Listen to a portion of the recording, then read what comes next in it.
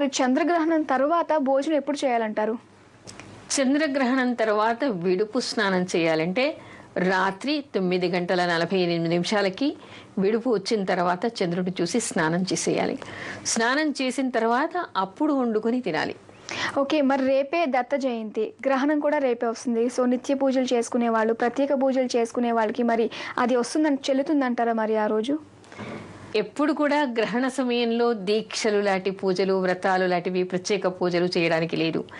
ఎందుకంటే ఎంతసేపు జపం చేసుకోవడం ఇలాంటివే తప్ప మనం వ్రతంలాగా చేసేటువంటివి ఏవి కూడా పనికిరాదు. దత్త జయంతి, ఇప్పుడు దత్త నవరాత్రులు కూడా చేస్తూ ఉన్నారు కాబట్టి ప్రత్యేక పూజలు చేసుకోవాలి అనుకునేటువంటి వాళ్ళు, అన్నదానం, బ్రాహ్మణికి భోజనం పెట్టాలి అనుకునేటువంటి వాళ్ళంతా కూడా ఉదయం 9:20 లోపల చేయాలి.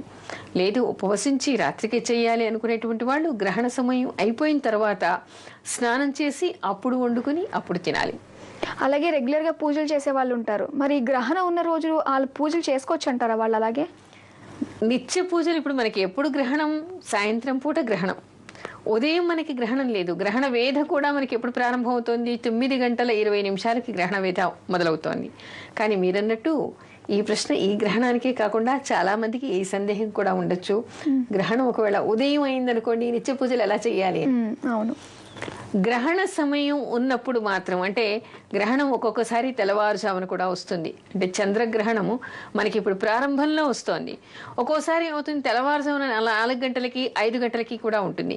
ఈ 5 గంటలకి గ్రహణం ప్రారంభమై ఉదయం 9 గంటలకో 8 గంటలకో 7 గంటలకో అంతం అవుతూ ఉంటుంది. అలాంటప్పుడు మేము నిత్య పూజలు ఎలా చేయాలి అని, గ్రహణ కాలం ఎంత ఉంటుంది? మహా అయితే 3:30 గంటలు. తెల్లవారుజామున 5ంటికి మొదలైనా కూడా 8:30కి అయిపోతుంది కదా, అది అయిపోయిన తర్వాత చెయ్యాలి. లేదు సాయంత్రం 6 గంటలకు అనుకుంటే ఈసారి మాత్రం మనకి చాలా వెసులుబాటు ఉంది. అలాంటప్పుడు ఏమిటి, తెల్లవారుజామున లేసి వాళ్ళ పూజాధికాలన్నీ ముగించుకొని భోజనం కూడా చేసి హాయిగా కూర్చోవచ్చు. ఈసారి మాత్రం ప్రాబ్లం లేదండి, ఈవినింగ్ వచ్చింది కాబట్టి. ఓకే, మాకు కాలర్ లైన్ లో ఉన్నారు విజయ్ కుమార్ గారు. హలో. హలో, నమస్తే మేడం. నమస్కారం అండి. సో విజయ్ కుమార్ గారు, మీది మీ వైఫ్ ది కూడా మీరు బర్త్ డీటెయిల్స్ ఇచ్చారు, ఒకసారి కన్ఫర్మ్ చేసుకుందామండి. ఫస్ట్ మీది వచ్చేసి 28th August 1973. అవును మేడం. తెల్లవారుజామున 12:25 అవును మేడం, కర్నూలులో పుట్టారు. అలాగే మీ వైఫ్ నాగమణి గారిది చెక్ చేద్దామండి. 9th January 1982. ఓకే. అలాగే ఉదయం 9 గంటలకు పుట్టారు, సికింద్రాబాద్. రాత్రి 9 గంటలకు సికింద్రాబాద్ లో పుట్టారు. అలాగే మీకు సంతానం ఎప్పుడు కలుగుతుంది, అలాగే మీ ఫైనాన్షియల్ ప్రాబ్లమ్స్ ఎప్పుడు క్యూర్ అవుతాయని చెప్పేసి రిజిస్టర్ చేసుకున్నారు మీరు. మేడం తో మాట్లాడండి. ఓకే. ఇంకోటి మేడం, నమస్తే మేడం. నమస్తే అండి, చెప్పండి మేడం. నాది ఆల్రెడీ MBA అయిపోయింది మేడం. అయితే వృత్తిలో ఏమాత్రం అభివృద్ధి లేదు కాబట్టి ఇంకొక MBA చేద్దామని అనుకుంటున్నాను.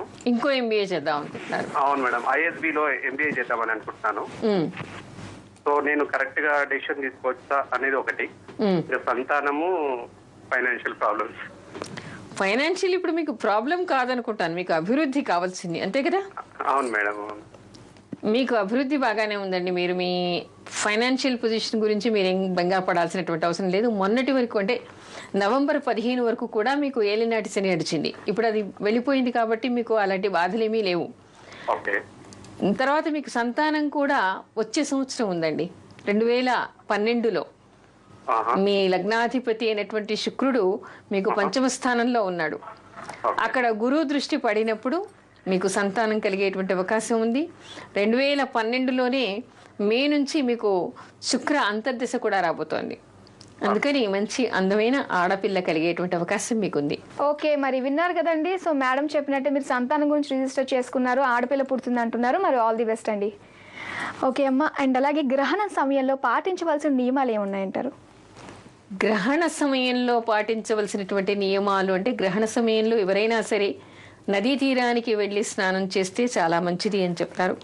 నదీ తీరంలో కాకున్నా కూడా ఎవరైనా గ్రహణం పట్టగానే ముందు స్నానం చేయాలి.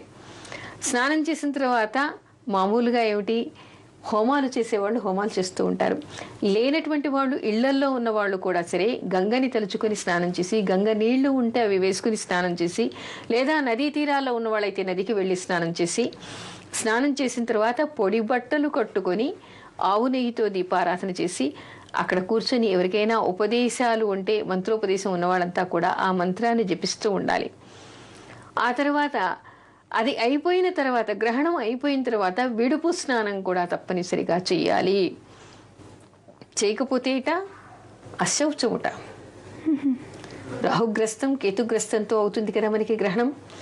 విడుపు స్నానం ఎవరైనా చేయకపోతే ఇట వాళ్ళు మళ్ళీ గ్రహణం వచ్చి మళ్ళీ గ్రహణాన్ని చూసి స్నానం చేసే వరకు శుభకార్యాలకు కూర్చోవడానికి వీల్లేదుట. ఓకే. అశౌచం అంటే ఇప్పుడు ఎవరైనా చనిపోతే మనకి అశౌచం అనుకుంటాంగా, పురుడు మైల అనుకుంటాం కదా, అలాంటి వాళ్ళు ఎవరిని తాకరు కదా, ఏం పూజలు చేయరు కదా, శుభకార్యాలకి పనికిరాదు అనుకుంటుంటాం కదా. ఇలాగే గ్రహణ సమయంలో కూడా ఎవరైనా సరే తర్వాత వాళ్ళు విడుపు స్నానం తప్పనిసరిగా చెయ్యాలి. చేసిన తర్వాత మాత్రమే వాళ్ళు శుభకార్యాలు చేయడానికి అర్హులు, భోజనం చేయడానికి అర్హులు అని మనకి శాస్త్రం చెప్తోంది. అలాగే గ్రహణ సమయంలో నదీ స్నానం చేస్తే ఎటువంటి ఫలితాలు వస్తాయంటారమ్మా? నదీ స్నానం ఇక్కడ మనకి ప్రదేశాన్ని బట్టి కూడా చాలా చెప్పారు. అయితే ఎవరైనా సరే తప్పనిసరిగా స్నానం చేయాలి. ఎక్కడి నుంచి ప్రారంభిస్తాడు? ఇంట్లో కనీసం వేడి నీళ్లతో చేయండి. వృద్ధులు ఉన్నారు, పిల్లలు ఉన్నారు, చేతకాని వాళ్ళు ఉన్నారు, బయటికి రానేలు వాళ్ళు ఉన్నారు. వీళ్ళంతా కూడా వేడి నీళ్లతో అయినా చేయవచ్చు. దానికంటే విశేషం చన్నీళ్లు, దానికంటే విశేషమైనటువంటిది బావి నీరు, దానికంటే చెరువు, దానికంటే కూడా పుష్కరిణిలు, తీర్థాలు అని చెప్పేసి గుడుల పక్కన ఉంటాయి కదా, వాటిలో స్నానం చేయాలి. దానికంటే ఏదైనా ఒక పుణ్యనది, అన్నిటికంటే గంగా స్నానం, దానికంటే సముద్ర స్నానం. ఒక దానికంటే ఒకటి కోటి రెట్ల ఫలితాన్ని ఇస్తుందిట. ఈ గ్రహణ సమయంలో గంగా నదిలో స్నానం చేస్తే కోటి రెట్ల ఫలితం, అంటే ఇంట్లో మనం చేసేదానికంటే కూడా కోటి రెట్ల ఫలితం ఎక్కువ ఇస్తుందిట.